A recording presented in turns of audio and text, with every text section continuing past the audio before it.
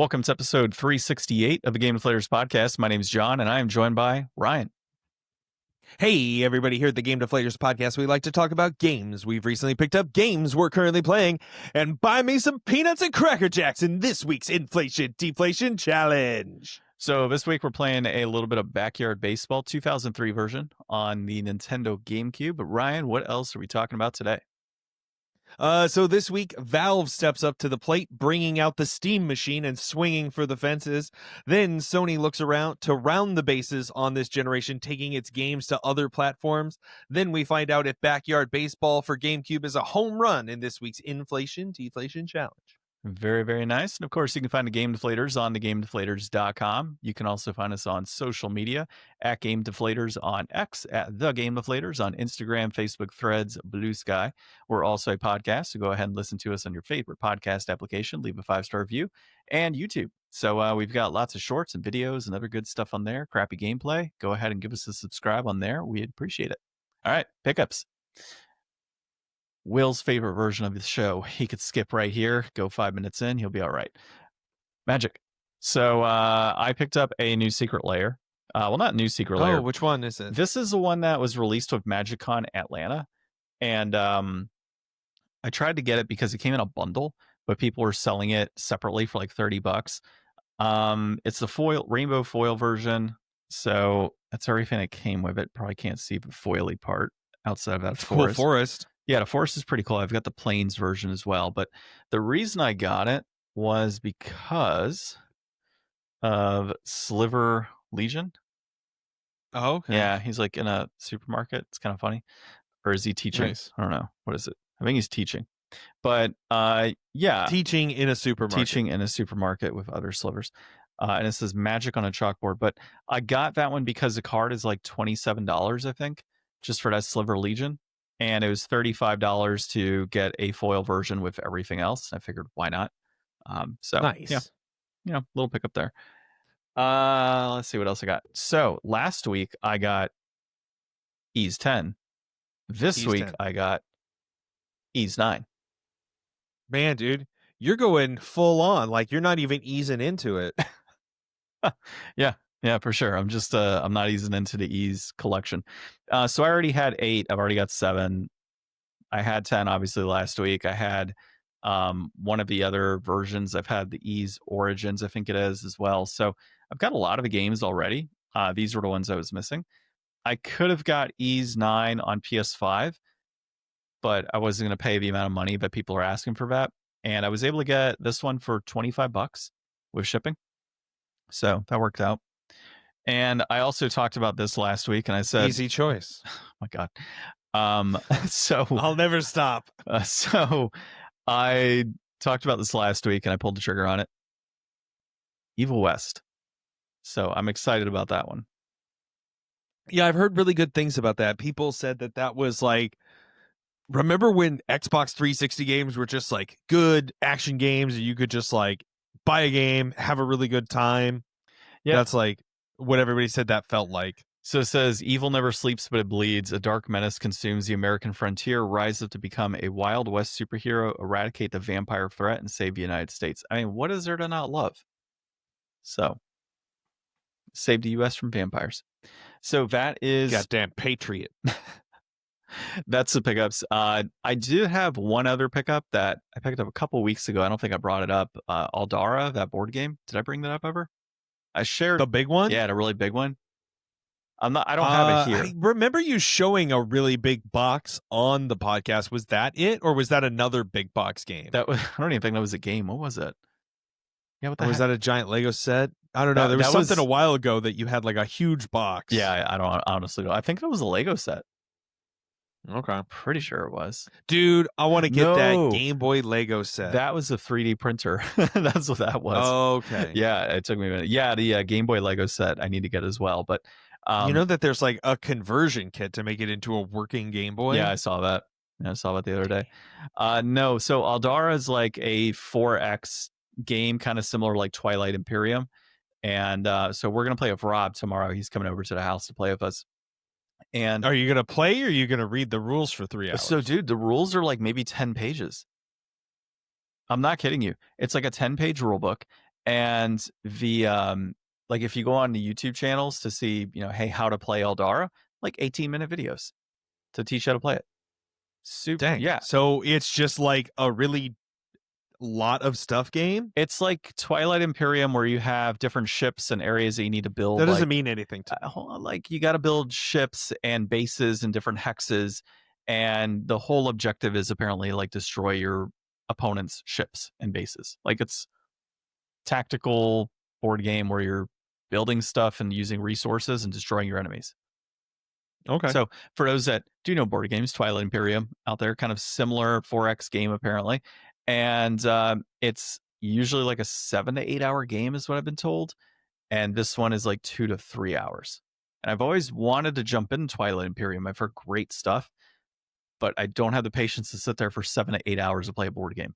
So, and I really just don't have the capability of doing that at home. So this is a nice little kind of jump into that space to start trying out some of those games while not consuming a ton of my time. So I did get the normal version as well as the expansion and the upgrade set for like their metal coins as well as some of the figures. And that was, I think, 260 shipped is what it came out to. Are you looking it up right now? Yeah, I'm looking at pictures. There's a lot of cool looking pieces. Yeah. Yeah, it's pretty cool. So I'm considering taking it and like painting all the ships at some point. That'd be pretty God, cool. that would be. Well, that's also going to make it hard. Well, no, No, you would because just all the pieces look different. yeah, and on top of that, like you've got one that's like yellow and purple and green or blue, and red. You would just make sure that those ships are painted in their primary colors. So if it's Oh, yellow, that's true. you're gonna make a yellow Yeah. ship, and you'll have like some brown and other stuff in there. But for the most part, it could be yellow. I'm just going to paint them all just wood color. Dude, that 100% realistic, no markings. oh my god, that would be brutal. Yeah, I was watching a like how to play video, and this guy But actually some did of these that. aren't even wood. Some of these are like octopuses and stuff. Yeah, yeah. So No, this looks pretty dope. right, That's cool. yeah, it's a pretty cool one. So I'm excited about that. All right, and then as far as what I'm playing right now, I'm still playing The Witcher. I am still in Chapter 5. I am still progressing, and things are looking pretty good. I handled my Striga situation and got that out of the way. And now I am moving on to bigger and better things in Chapter 5. So I can sense it. I'm pretty close to the end here. I'm excited to finish it up and finish the new game's resolution in time. And it'll have been my first complete PC game in years to do that. So I'm excited about the possibility of more PC games down the road. Yeah. And now that I've got this HoriPad controller, I can start using a controller and not have to worry about batteries and stuff. So that'll be kind of nice. And then I finished King of the Hill. What'd you think?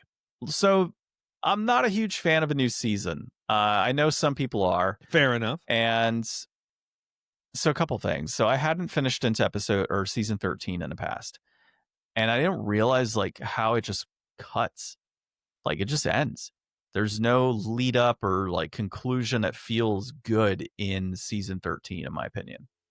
Is season 13 that's like the new season? No, right? season 13 is the old show. And season 13 What are you talking about? Bobby wins his meat thing and everybody gets together and there's like a big dinner outside and it doesn't close it for me, man. Like it just doesn't feel like a good. It's a great ending. I love the King of the Hill ending. And it doesn't conclude it nicely for me. I did not think it was that great of an ending. It kind of came out of nowhere.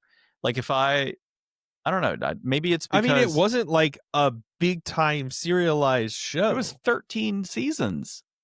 Well, I know, but it was like the same way that The Simpsons is 13 season. Like stuff happens, but it's not like watching 13 seasons of Game of Thrones or whatever. It's not like one contiguous through line. That it's a lot of interstitial stories. Yeah, but I mean, like Futurama ended with multiple endings, of course, but they always had a nice like conclusion. Like you knew, like okay, cool. Like I'm happy if this doesn't continue because of the way it's concluded. King of the Hill just like it just felt like Bobby found his thing. There wasn't, that boy was right. He finally became right. Boy was right. So it just didn't conclude nicely for me. And the new season, I'm not a fan of Dale's voice. I'm just not a fan. But It is there's what it nothing they can is. do about it. The voice actor passed away. You can't do anything there.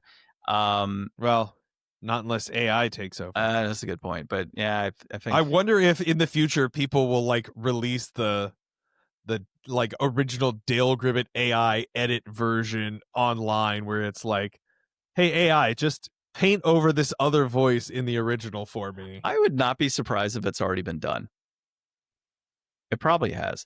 Khan's voice, it's so weird because like I get why they changed it. Like the original Khan voice is definitely like almost borderline racist portrayal of Khan. Like I get it. But you have 13 seasons of that voice, and then you go into this voice, and it just doesn't sound good, right? I get it. Like it's supposed to be a more authentic voice, but just it's one of those things that you're kind of taking away from the King of the Hill experience, I guess you could say. Like that's what you came to expect and know and love about that character, and then it's just gone. And it's not like the voice actor's gone. He's doing Dale's voice, I believe, right? So yeah, so that kind of sucked. And then I learned, so this was kind of sad. I did not know that the actor for John Redcorn actually died. Yeah. And that was a big thing. Yeah, I didn't realize that, but the way he died is crazy, man. Like he was having some sort of argument with his neighbors and just straight up got shot. Like it was nuts. So yeah, very interesting season. Overall, it was decent. Like if you get past the voices, it's actually pretty cool. Like I really did enjoy it from that aspect. Like Peggy and how she's supposed to always be smart, right? And she's saying like Saudi Arabia or something like that. Was always kind of funny. Seeing the life that they had in Saudi Arabia was interesting. And then just all of the things that is going on in like Hank's life right now, right? Like coming back to Texas and leaving propane behind and retiring, and that's pretty funny. And then seeing Bobby kind of come to his own with his own restaurant and everything's good too. There is, I mean, I know I'm spoiling for you now, but there's the most hilarious episode I think out of the season is when Bobby finds rats in his restaurant and hires Dale to get rid of the rats. And nice. And so he has like it's kind of a flashback to some prior episodes in the original series in which Dale's like, oh, well, we'll just release like another rat, right? And that other rat will help us find the other rat. So he releases like a honing rat that has like a bomb on him or something like that. And then he releases some other rat that doesn't do a job. And he's like, Mr. Gribble, we just need to, I'm done. Like, we don't need to keep moving forward with you. And he's like, yeah, but we didn't even get the sexy rat. And so he has like a female rat in a cage. And so the next day they come in and are like, sexy rat actually worked. And it's because the rat was in heat or something like that. And so the other rats got into the cage. But it was pretty funny. Like that to me was probably the best episode. Just because it kind of reminded me of the original series a bit. And it was just funny. It was kind of quirky and a good time with Bobby's whole like, hey, it felt more at home with the rest of the series. Yeah, right. Like Bobby just kind of saying, yeah, I know a guy, I can get this done. And Dale just kind of shows up and you're like, oh man, like you knew right away too. There was also there was this one scene where John Redcorn gives them all like jars of corn, and he's like, oh, here, this is John Redcorn's red corn. And so they're eating the red corn, and Dale's like, you should give this to Nancy. He's like, I've been giving it to Nancy for years. And so everybody's like, shh, don't say anything. So that's funny. Yeah, it was good stuff. So I enjoyed it. But that's about it for me, man. Nice. Yeah. All right. So this week pickups, nothing really too much. So I busted out the play date, and I had seen this article. I had messed around in the past with, what was it, the Playboy and the peanut butter game or something like that. I don't know, but they were Game Boys in the past, but this one works like way better. Wow. Yeah, that's cool. So I was messing around with that a bit, but I had all these crazy like horizontal lines all over my Playdate. Like I haven't been using it for a while because I've been worried that it was like broken. And it was actually pretty easy to just take the back off and kind of mess with it a little bit. They said it was just like a loose cable. So I don't think I've 100% fixed it. Like it might just be something that I have to be kind of touch and go on. But I did reach out to the customer service just to check. I know that it's out of its 1-year warranty, but they were super nice. They got back to me really quickly and they were like, hey, we'll give you a $30 voucher towards the purchase of a new one. You just send in your old one. Once we receive it, we'll release the new one to you. I was like, okay, cool. That seems like a pretty reasonable deal on the other end as well. Or they said, hey, if you want to try to open it up and try to fix it, like go ahead. Hmm. So I opted for that just because I like my serial number on there. I got like a low serial number from when I ordered it, and it's just it's like 002211. So it's just like I like the number. Nice. I want to keep it. So it looks fine now. So I'll just kind of hang on to it and mess with it when I need to. Nice. Other than that, I've been playing Metal Gear Solid. It's been going well. I've done the first 2 bosses. I did Revolver Ocelot and I did Vulcan Raven while he's in like the M1 tank. And what was the last thing I did? I was in my box and I got in the back of a van to hide, and then the van drove off with me in the back. So I don't know if I was supposed to do that. I mean, it seems like it's supposed to happen, but we'll see. So I've arrived somewhere in my box now. It's pretty fun. I mean, I'm taking the game pretty light. It's pretty easy to just run up behind a guy and just choke him out, and then he disappears. It's not so advanced where you have to be like hiding bodies and stuff. It's pretty easy to see like the cone of vision, and with like save states and stuff, it's easy to restart a section if you get caught, or if I waste all my bullets or something, like I can kind of just undo my mistakes. So I'm having a fun lighthearted time with it on the PS1 Classic and look forward to getting through it. I don't know, we'll see how long it takes me.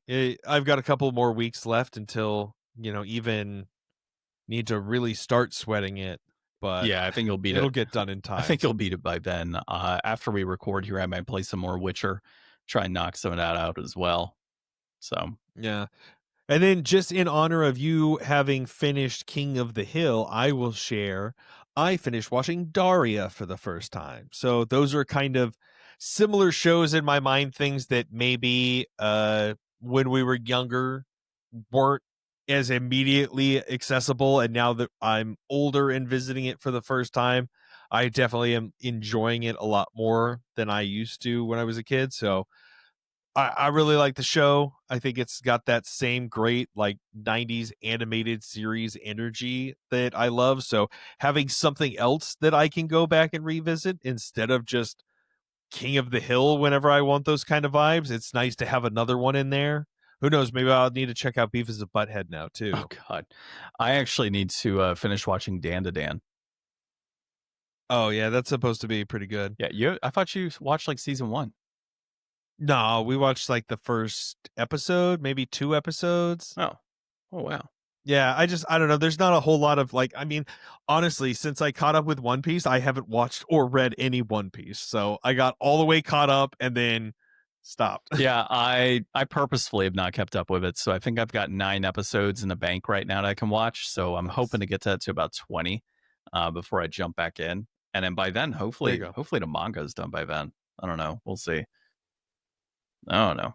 We'll see. We'll see what happens. So there. yeah, I think that's it. I don't really have anything else that I've been playing. Well, I would like to play other stuff, but we'll see if that ever happens. I didn't mention it earlier, but did you see that Magic? They had some bans come through finally. Yeah, you said you wanted to talk about that. So Yeah. I know that they banned the VV from the VV Cauldron, and then a couple other things. I was looking at that article. That red card seems pretty cool. Yeah, Screaming Nemesis is disgusting. So they banned Screaming Nemesis. Was that from the That- 80s set? No, that was from the I didn't the recognize ho- what the thing the was. horror set that they released. Is it Okay. Duskmore? Is that what it's called? Yeah, that was like the 80s one where it was like 80s and horror and Oh, I I didn't buy into that one. I need to buy a for Black Friday. I'm probably gonna buy a few booster boxes of stuff I didn't get I mean, before. not anymore. Now that they banned that card, is there other stuff? I don't I know. don't know. Well, it's $100 for a booster box. Might as well get it, right? Um, so yeah, they banned that. They banned VV finally, and what it all comes down to is they're moving on to other sets. You got Avatar and Spider Man, and people were chasing that Final Fantasy Avatar's this set. weekend. Yep, they're chasing that Final Fantasy set Tomorrow, and I guess. VVs, and at that point, it's like, all right, cool, we can ban it. I mean, Wizards does it all the time, right? They're not going to outright ban a card from a new set unless it's critical. And I mean, this is a This pretty, one pretty much was. yeah, it pretty much was, but it wasn't as fast of a ban as they probably should have made it. Like VV's been kind of tormenting standard for some time. So, Yeah, I mean, what did it say? The deck took up more than half of the top 8 slots in each standard Spotlight series event following the release of the Final Fantasy set. yeah, it's been So, disgusting. yeah, it's just been I mean, I've been listening to some of the Magic creators talk about this for like a long time, saying that this was an inevitable ban and was going to be a big problem, and it's just kind of this unrelenting pace of release with there being so many more sets, and then them also extending the allotted time that sets are legal from 2 to 3 years. There's going to be like so many cards that are in rotation for standard that it's going to be like almost impossible for them to be able to balance everything out well enough and be able to play test everything well enough, especially because I think that they've had some like layoffs and stuff too. Like from my understanding, I think it's less people making more sets that they can't play test against an ever growing pool of cards. So we're just kind of seeing Magic sell out and burn its, what should be its premier play style. I'm honestly surprised, and maybe they do this or they haven't, but couldn't Wizards technically utilize AI to input certain cards, like test cards that they're putting, considering, Oh, I'm and then sure that that's what they're doing, and it's doing a shit job. well, maybe they aren't doing it. Like, hey, how is this gonna work? Or like putting in what would it be called? Simulations, I guess you would say, like simulating this card into the standard set essentially, or what's out in market at the time within some of the best decks. I don't know. Like, I'm just wondering if they could use AI to do that type of stuff. Maybe if not now, like down the road, to maybe mitigate some of these issues long term, where it's like, oh crap, we put this card in the market and it's blowing up, whatever standard or modern, whatever you want to say, and it's too late because it's in market, it's in rotation, and of course, they don't want to stop. They don't want to ban it because they want to sell cards, right? That's a chase card at that point. So you kind of have no Yeah. choice but to keep that product, in market without banning cards to try and, keep your sales going. So it must be something internally where like, all right, cool. Final Fantasy is not selling as much as it had been. It's kind of slowed down. Let's go ahead and ban VV. I mean, it's got to be what it is. I mean, I think that they just like they gave everybody this like fun toy and they didn't want to take it away too quickly, Yeah. but they really They had to make money.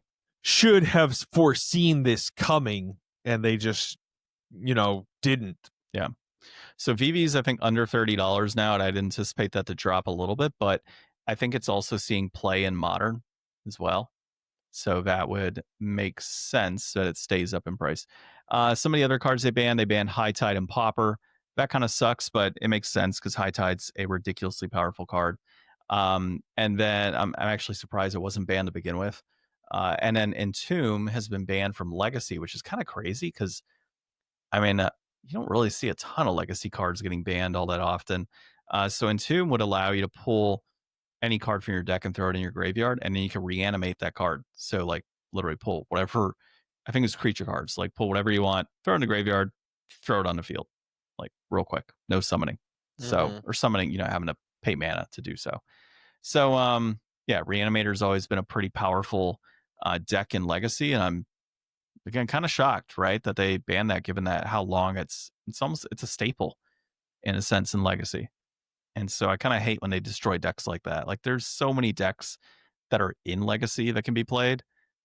I don't understand sometimes the need to bury a card like that. So Entomb it even? pun intended.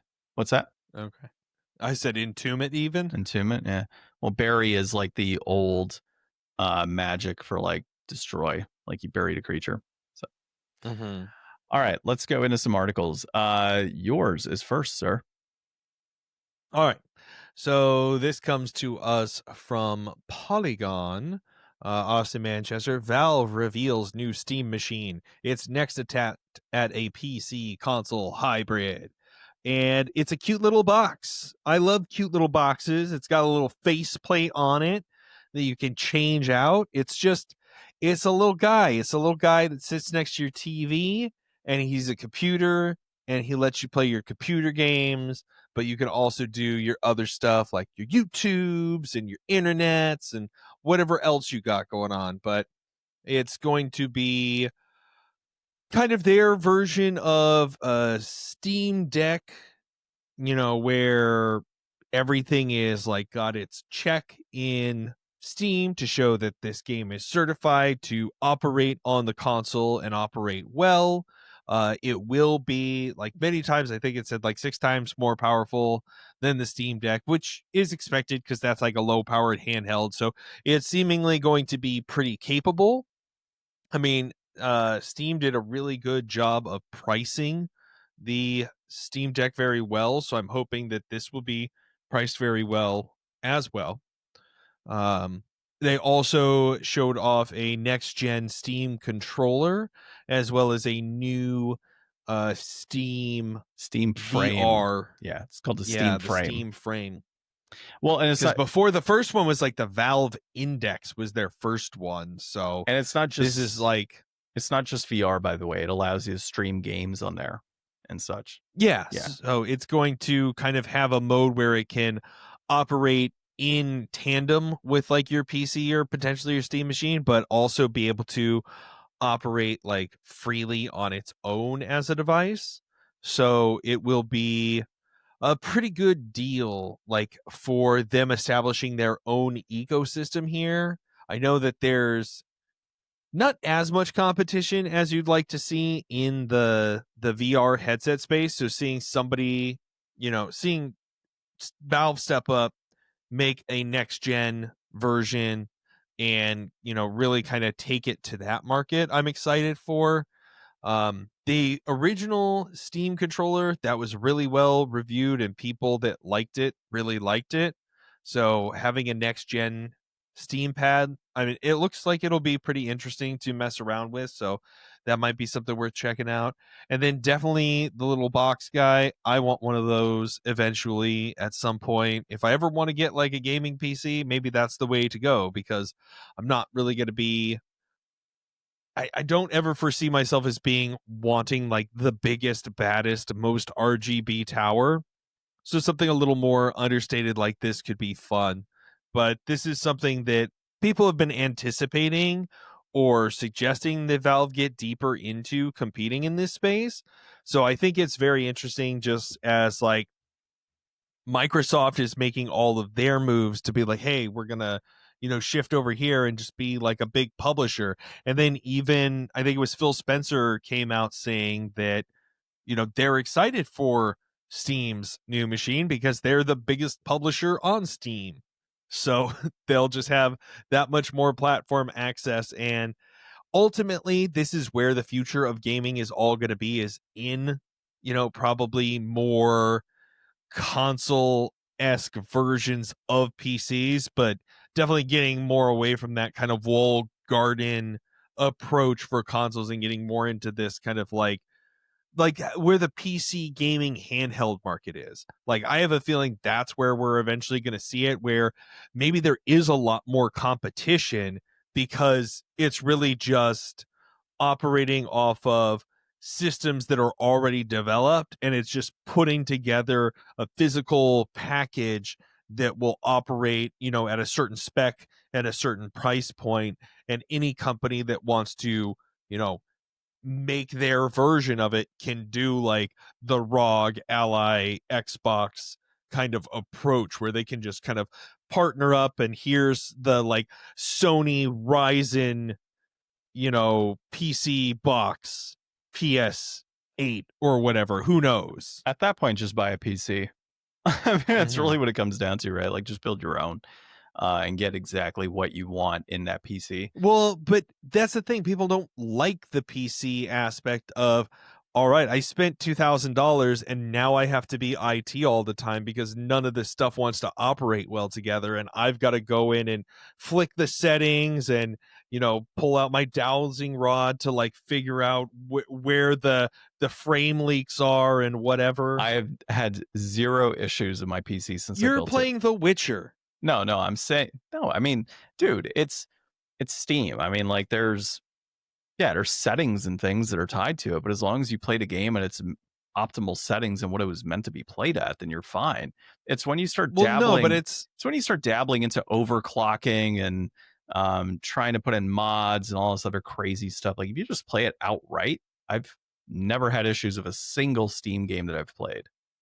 Well, there's so many like day one releases for new big AAA titles that aren't optimized enough because there's a billion SKUs. Like that's Yeah. the thing. That's why like the Apple is so successful, is because there's like 10 SKUs that they have to have everything developed for, and they just release it all on the same day. And it's not like, I've got a Samsung, which one? There's like 100 of those. Well, you'd also argue that Apple's brand value is much higher than Samsung and other companies. So on brand alone, they get a significant amount of uptick in sales. But I mean, I think Well, I'm not talking about brand. I'm just talking about like when you want an individual SKU of a device to operate in a way that's been optimized for. It's a lot easier to do that when you didn't individually piecemeal out all your parts, because you could have top of the line everything in an 8-year-old motherboard, and that's the problem. yeah, I mean, well, that's the thing. Like, you generally should be updating every like 8 to 10 years, I would think, at minimum, right? That's how it is with the console market. But to that point, with this, I mean, I see it no different, right? Like, if a game is not optimized right away at its release, you're still going to have issues with this box. This box is still going to be able to run an OS. It's not like it's just a console and you flick it on. Like, it's going to have an OS in place for it. Like, you'll be able to run whatever you want on that. It's a PC, man. You can have it on your desk and run it as a, next to your monitor. You can run it in your living room. So it's more of a convenience, is what I see with this. But even so, you can build out a console, or I mean, a PC that's small and compact and can sit in your living room, and you have ways to be able to turn that on remotely and stuff. So I don't think this is going to have as significant of an impact on the market as we think it will, but it does have the Steam name, and I think that's what maybe kind of helps push it along. That brand loyalty, Yeah. and the already having your whole library, like that's really what it is in the future. It's, where is my digital library?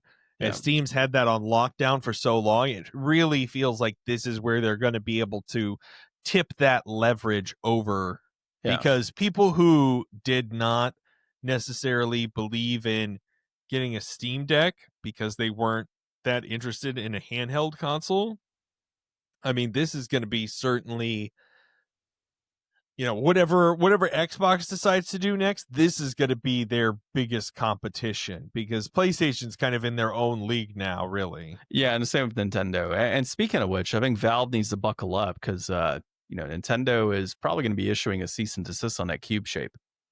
Right? Yeah, it's generally how it Don't you goes. dare put a handle on it. Oh no, they put a handle on it, they're done. Absolutely. But clearly a missed opportunity to call it the Steam Cube. Just want to point that out as well. Yeah, definitely should have done it. Yeah, I don't think there's too much more to talk about overall. It's supposed to be shipping out in 2026, so we'll be interested to see, how does it perform compared to the standard consoles in market, and does the convenience like aspect of it appeal to console gamers who maybe haven't dabbled in PC.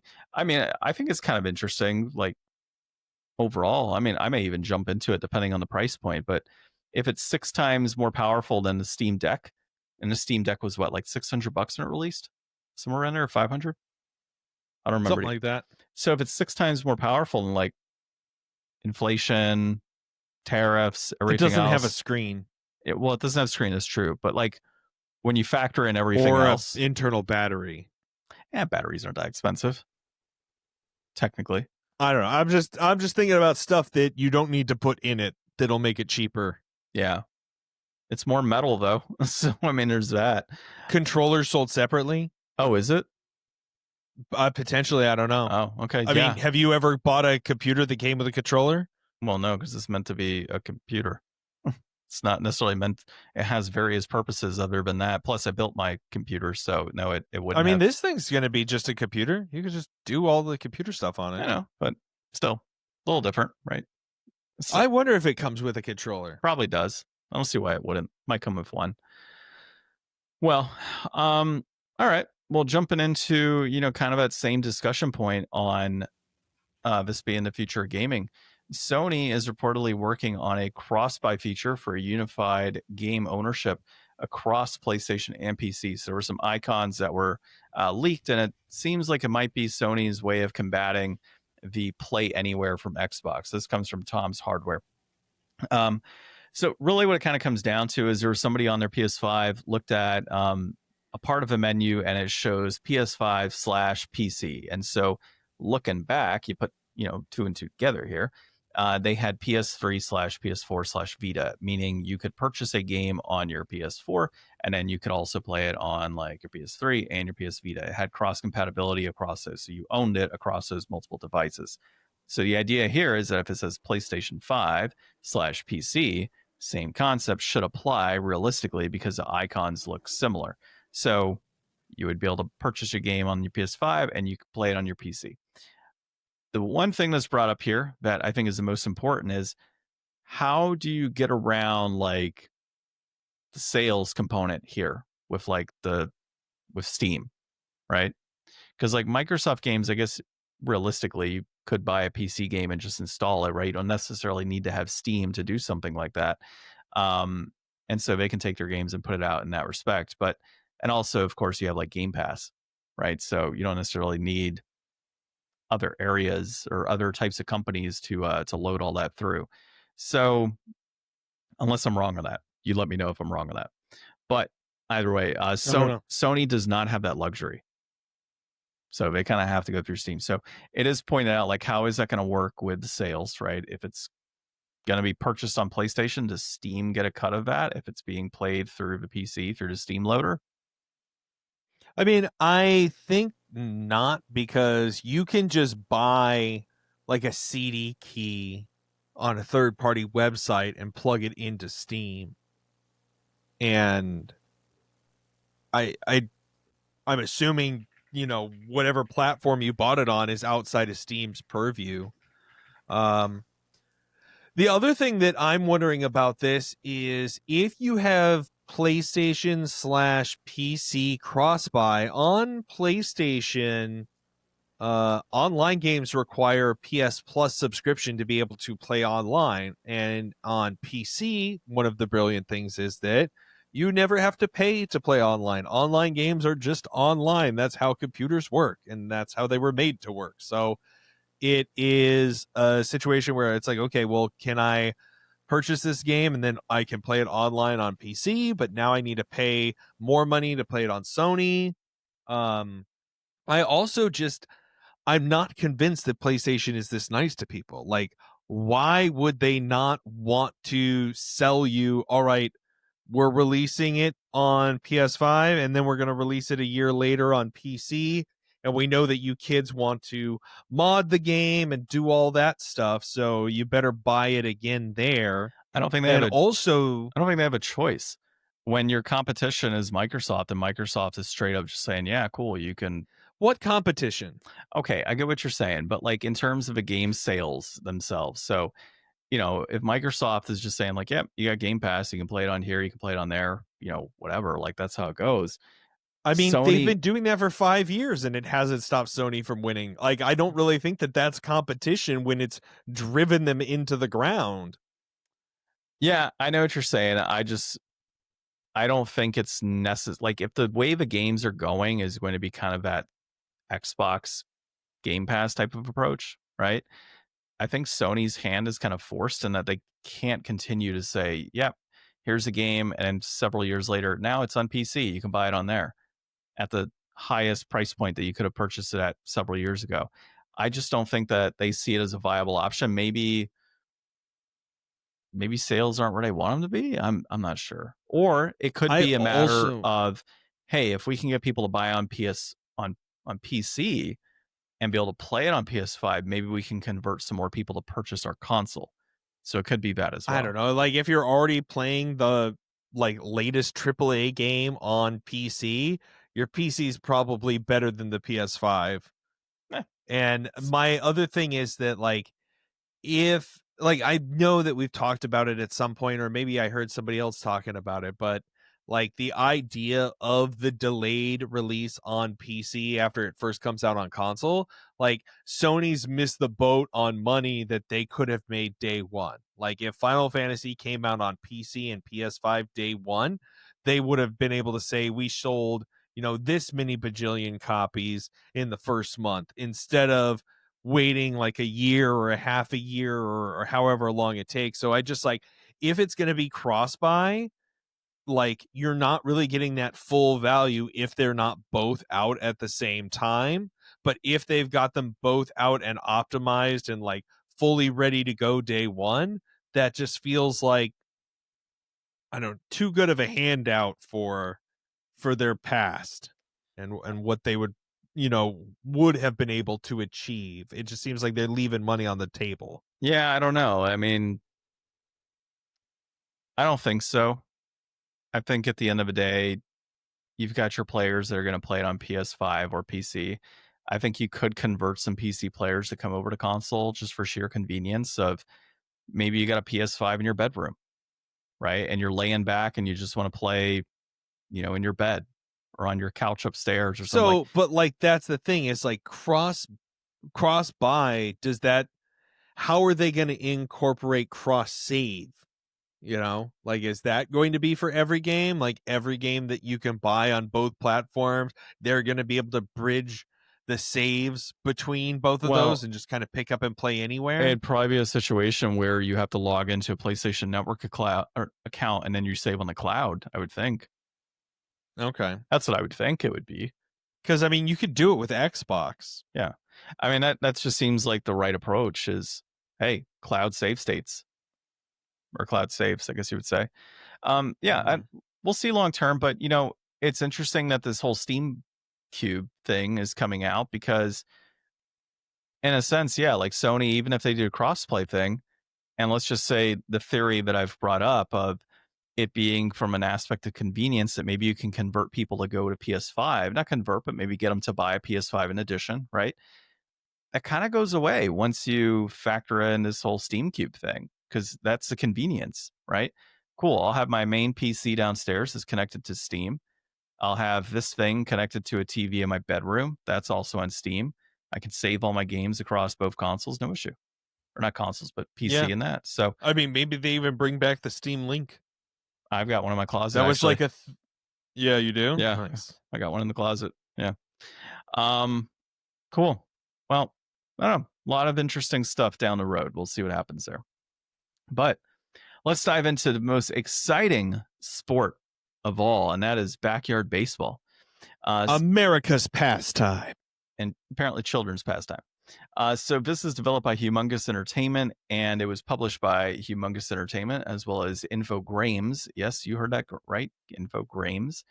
Designed by Robert McAuliffe. It was released in April of 2003. I almost messed it up again. 2003. Dude, I'm so used. How is that not messing it up? I'm so used to saying like 2020s. It just gets me. The early aughts. Yeah. Throwing you for a loop. Yeah, it's terrible, man. So reception is 7 out of 10. Your synopsis on this is very lengthy. Please proceed. Baseball with kids, real baseball players, but as kids, like some kind of Wild Honey I Shrunk the Majors or something. There you go. Yeah. So if you Yeah, but ever, it also has, I did not know this. I guess Backyard is kind of its own franchise, so there are like backyard kids that aren't like the pros. So yeah, there's like the baby versions of the pros, and then there's like regular kids that are original kids, I guess. yeah. Or are they based on just non-baseball player? Who I knows? don't know, but I'll tell you, Amir Khan was blowing it out the park, man, in the home run derby for me compared to Alex Rodriguez. Dude, how did you find this game to be? Because I found it to be impossible. Like, I got smoked. I could not hit to save my life without just immediately getting caught out. And then I could not field for the life of me. Have you ever played a baseball game before? Outside of Mario Baseball? Yes. No. Okay, there we go. Yes, maybe a long time ago. Maybe I played like something, but yeah, this I yeah, was tough. this felt like the old And Ken. I think it was the way I played it. This felt like the old Ken Griffey baseball games on the N64. To me, it Oh, kind of I played a bunch of some baseball game on the Game Gear. like RBI baseball. Maybe, I don't know. Okay, probably. Um, I don't know, man.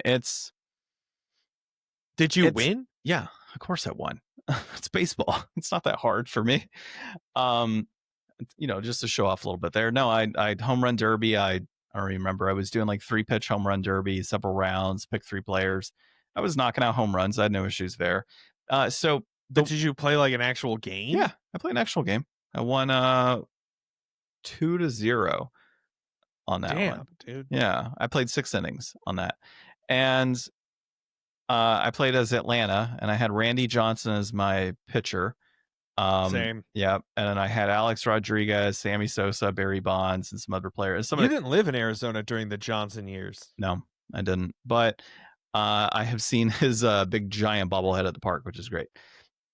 So I did have some of the kid players as well on the team to see how that would go. But yeah, so the pitching was very easy. I mean, that to me was as straightforward as it could be, like any baseball game. You select your pitch. I don't know, man. They hit everything I threw at them. I Dude. tried to like change them up and move around the box, and like I did everything I thought I could do to be crafty, and they were just slugging it.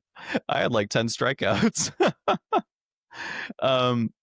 Yeah, I mean, I played baseball though, so that's another part of it, I guess.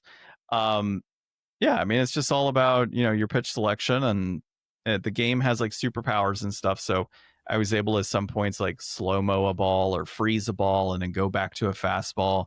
There was like a knuckleball that you could throw. There's a screwball, a changeup, a curveball, and a fastball that Randy Johnson had. And it's just about placement and getting it right. Like in the instances where I didn't strike one of the players out, they grounded out to like first or second base. So it was pretty straightforward for me. As far as a hitting is concerned, that was a little different for me and not something that I really liked. It's been a while since I played one of the more modern baseball games. So it's interesting in that you have to kind of aim where you're going to be hitting, and you have to select the type of bat that you want to swing. Whereas in most baseball games, they will have, let's just say X is going to be a normal swing, square is a heavy swing, and then circle is your bunt, and you have to hold circle to bunt, or check bunt, whatever it is. So the hitting was a bit of a pain at first, but I eventually did pick that up, and I don't know, I was hitting doubles and singles pretty consistently. The base running, you kind of had to hit A and then select the base you wanted to go to, but then I moved a bunch of players around. So I almost got caught in a triple play. That kind of sucked. And it blew, man, because like I hit a double. Or no, I didn't hit a double. It was a pop fly out to like deep left, and all my players ran the bases. I was like, why are you running the bases? Like, why is this automatic? And I ended up getting one player that was caught at third, and luckily my other player went back to second. So it was an issue for me, but I would have had bases loaded. That would have been kind of nice, but apparently not. But overall, the game is kind of slow as well. So like the swinging is not super quick. It just doesn't feel comfortable for a baseball game, in my opinion. I'm used to a little more fast pace, and I get it though. It's a kid's game technically. It's an offshoot of baseball, even though it is technically sponsored by Major League Baseball. It just didn't feel right. Felt a little too slow for my liking. Decent game, but I like not the the best. atmosphere a lot. Yes, that is true. I do like the atmosphere of it. It's got that Sandlot, but Mhm. it's also got that, like, the color Yep. commentary and, all of the caricature designs and stuff. I really do think that it's a good aesthetic, and I think Humongous did a really good job when they kind of developed this series. So, and I've seen that there's actually like a lot more like modern iterations that have come out as well. So, I mean, mostly I remember just like the 2D like Windows 97 version of Backyard Baseball more than like any of these like 3D more modern versions. Yeah, same here. I remember playing Backyard Baseball and such in probably middle school, I think. Would have been around, yeah, but around Yeah, middle something like school. that. Yeah. So, and they were fun. I remember playing them, and I think Backyard Football, I want to say, came out around this. Yeah, because that would have been around the time of the GameCube. So, uh, no, you would have played it on PC in like this style because it would have come out on both. I think. I don't know. It's been a long time. I mean, we're talking. How long ago was that? 22 years ago. That's quite a Mhm. while to try and remember back, but let's get into brass tacks here. So complete in box will run you $25.83 to peak at $39.96 in December of 2024. That's holding its price. A loose copy is $22.84, peaked at $30.89 September of 2024. That is also holding its price. In my opinion, it's inflated. I just can't see myself paying $25 or even $22 or even $20 for a complete in box or loose copy of this game. If you are a fan of baseball, there are significantly better baseball games out in market that you can go into. If you have a child that maybe wants to play, I just still don't understand the concept of going to this. Like, just get them the real deal and teach them from there, right? Teach them the correct type of baseball. It doesn't have to be all this, you know, Or get Mario or Sluggers. Mario It's Sluggers. more expensive, but it's a better game Yeah, definitely. for the GameCube. This is definitely not it when it comes to baseball games. Far better experience out there. I kind of wish we would have played the MLB one of Midway's game, Slugfest. That would have been kind of interesting. But Another day, John. another There's day. always more baseball. Yeah, we could do it for summer next year. That'd be great. So, are you also on the inflated train? Yeah, definitely. This was a fun little visit, but just not my cup of tea. And yeah, I wish I had a better controller. I think that would have made this experience a lot better for me. I think I just like the controller that I was using, the thumbstick to movement ratio was not in a good place. So I felt like I was like overshooting a lot of my aiming and things when I was trying to hit. So it made it difficult to make contact. So it's probably if you're sitting down actually in front of a GameCube, not a Steam Cube, you might be able to have a better time with this game. Just overall, don't think it's really for me. Well, next week, what are we playing? What did we decide on? Next week NHL Hits, I think, right? I'm pretty sure. On the GameCube. I believe so. Let me see. You got it written down? Yeah. Yeah, NHL Hits. Okay. That should be good. All right. NHL Hits. That is what we got next week. Until then, this has been episode 368 of the Deflators podcast. My name is John. I'm Ryan. And thanks for listening and watching.